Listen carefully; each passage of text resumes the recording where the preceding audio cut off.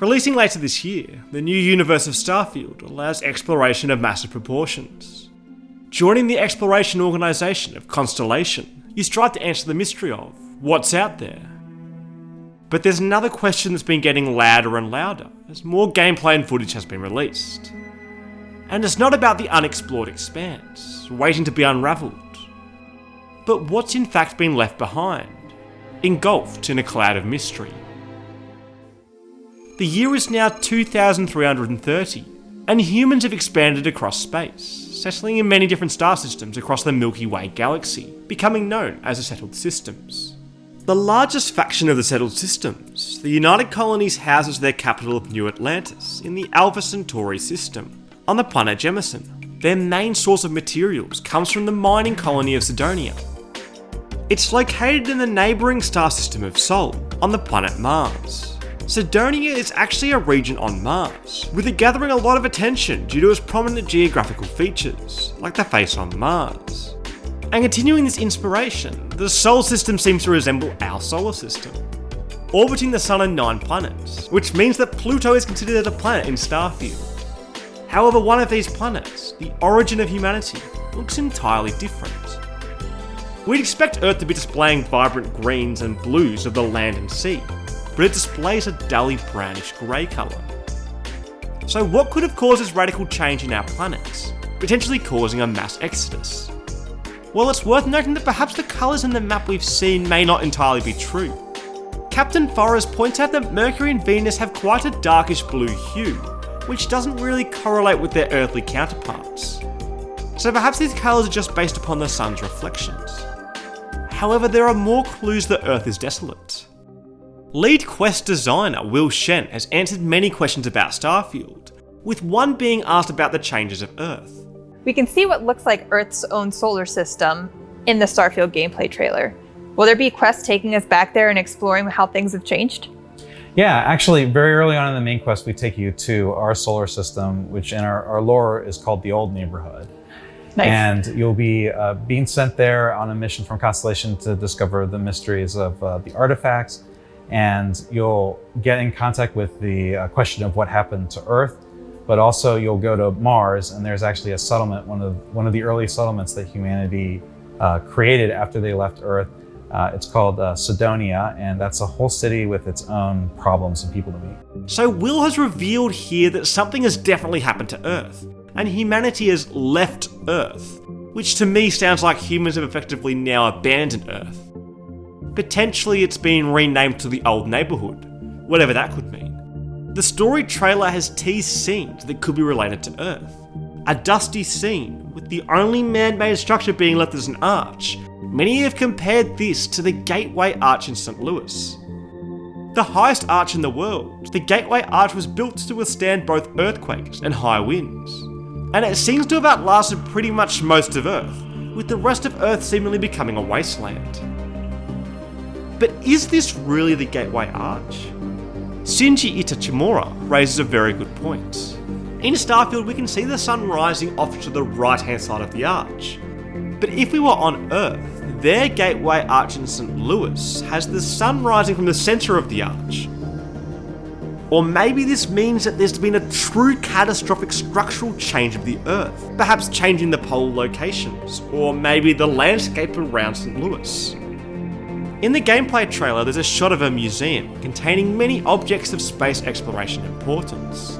The Apollo lunar module was the first crewed transport vehicle, transporting humans to the moon and returning them successfully. Also found here is the lunar module's mothership, the Apollo Command Service module. Next to that is the Mercury space capsule, which was the first spaceflight program containing humans orbiting the Earth. All of these structures can be found at the National Air and Space Museum, located in Washington DC. So there is a theory that this museum can be visited back on Earth, which could give a reason for its decaying and somewhat abandoned feeling, even though the power's been on. But as Reasonable Dwarf points out, the rubble looks very distinctive in colour, and is what we would expect to see on Mars. So it's possible that this museum has just been transported to Mars, with Earth becoming much too desolate to even house the remains of this museum. One of the more popular theories for Earth destruction is due to nuclear war, which leads to the divided tying of the Fallout universe. With Bethesda being the developers for both Fallout and Starfield, it's almost assumed now that people will try and combine the universes together. And with Earth in Starfield also potentially being in the aftermath of a Fallout, these similarities have led many fans wild, eager to create a merged Bethesda universe. But before we examine these Fallout connections further, it is important to know that Fallout and Starfield being in the same universe is pretty much concretely false. Starfield is a new universe, created from scratch, with managing director Ashley Cheng stating that the studio were enjoying working on something so new and fresh. So it seems highly unlikely that they'd try coupling themselves to a universe like Fallout. Even so, there have been many similarities identified between the Fallout universe and Starfield, but perhaps we should take these thoughts as evidence to Earth being a culprit of a nuclear war, a different Fallout, or classing them as an Easter egg of sorts. One of these similarities is an enemy seen in Starfield, the Metropus floater. This bears quite a similar resemblance to an enemy of the same name found in Fallout 76, the floater. Fallout 76 floaters were created by the Forced Evolutionary Virus, a virus used to effectively create infectious evolution. The holodisk for the Forced Evolutionary Virus states that the flatworms were infected with the virus and began growing, becoming resistful to viral contagions. So maybe in Starfield, a similar forced evolution process has been administered. Or it's just good old Bethesda reusing older assets again. AS8D HD puts on their conspiracy hat to suggest a hidden link from Starfield and Fallout. The Constellation Collector's Edition comes with a beautiful space watch, adorned with the label, established 2188. This alludes that perhaps the Constellation was established in 2188, which is 142 years before the events of Starfield. ASD8DH HD compares this year with the Great War, where nuclear bombs transformed all of the Fallout world into a wasteland. This happened in 2077, 111 years before the Constellation was established. 111 years, Vault 111, a vault of great significance, being the home of the sole survivor in Fallout 4. And although these numbers do add up, they do feel like faint grasps of what could just be an Easter egg. In fact, these timelines actually help us separate the Fallout and the Starfield universes. The sole survivor left their Vault 111 in 2287, nearly 100 years after the establishment of Constellation, but there's no evidence of Constellation in the Fallout universe. But before we fully discredit the Fallout theories, there's one more that is worth pondering over. Fund Distribution 4776 was examining the Starfield gameplay demo, and noticed one flag at New Atlantis that looked quite similar to a vault door in Fallout 1. With this, they speculate that there's potentially a colony still surviving on the perceivably inhospitable Earth, maybe in an underground Fallout shelter. I think Starfield will be trying to distance themselves from Fallout, so the flag comparison is a bit of a stretch, but the thought of a lost, or struggling, secretive earthly colony does sound enticing. Or perhaps the colony on Earth could just be unreachable, like Clumsy Caden suggests. The University of Utah researchers believes that Earth might obtain its own rings made of space trash. Perhaps this mega pollution could be preventing anyone from entering Earth's atmosphere without destroying their ships. Although these researchers believe that the space trash rings would actually be used to clean up space pollution, as opposed to adding to it. But who's to say that Starfield had the same outcome? Perhaps there was a mass pollution. And another clue we can find of Earth is in fact another piece of debris. An old degraded launch tower can be seen, housing a ship. At the bottom of this tower is a faded logo, NASEX. Perhaps this could be a nod to NASA, who Bethesda worked with to make Starfield. Or maybe, like Michael Eber 4752 suggests, a future merge project of NASA and SpaceX. But something doesn't seem right with this picture. While the launch tower looks incredibly dilapidated, the ship's housing looks quite new, and the structures don't seem to be connected at all. Server 16 Arc believes that this ship just landed near this launch tower, and perhaps it's evidence that we, or someone, could land on Earth. There is a similar styled ship that we can come across in the extended gameplay overview on Starfield Direct. You're human. We thought we were the only ones to leave Earth. A very interesting comment. which to me alludes that Earth is either uncontactable or ruined, at least to this ship's knowledge. But why exactly did this ship think that they were the only ones to leave Earth? There are many humans throughout the settled systems. Loic van der Wiel pondered over different reasons as to why this crew may have believed this. If there was a catastrophic event that destroyed the Earth, and this ship was one of the only ones to leave, they could have thought that no other ships made it out before Earth was destroyed. Or to tie in with our previous theory, perhaps they were launched by the post-apocalyptic Earth colony, painfully unaware of humans thriving outside of their planet. One more theory is that this could be a generation ship. Robert H. Goddard proposed the idea of generation ships, which is a ship that travels into space, but at a lower speed than the speed of light. Because of this, it could take hundreds, thousands of years to travel to even the closest of stars, so the crew would slowly die out, with their descendants continuing on their journey. This ship could have been one of the first to leave Earth, before faster than light technology was developed, and they started their long journey, and at some time lost contact with Earth. If this was the case, then it might suggest that the destruction of Earth was more of a decay, a slow rot, with human civilization having time to test their travel away from Earth. But if this was the case, then why didn't other humans with futuristic technologies of infinitely quicker travel not encounter and retrieve these primitive travellers? Another theory produces a more Bethesda-like story. Perhaps this ship was at some time under the control of a cult, being unaware of the outside world, thinking they were the only humans around.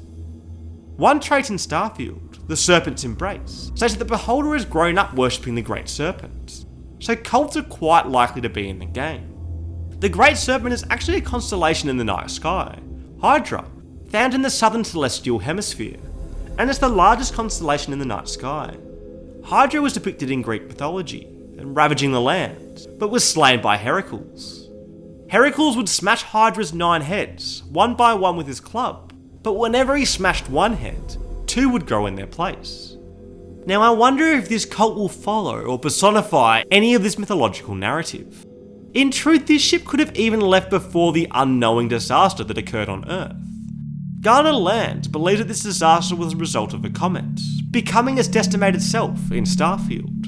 In the teaser trailer of Starfield, a shelf is shown, displaying 2 books. Sailing Alone Around the World was a memoir detailing Captain Joshua Slocum's journey of being the first person to sail around the world alone.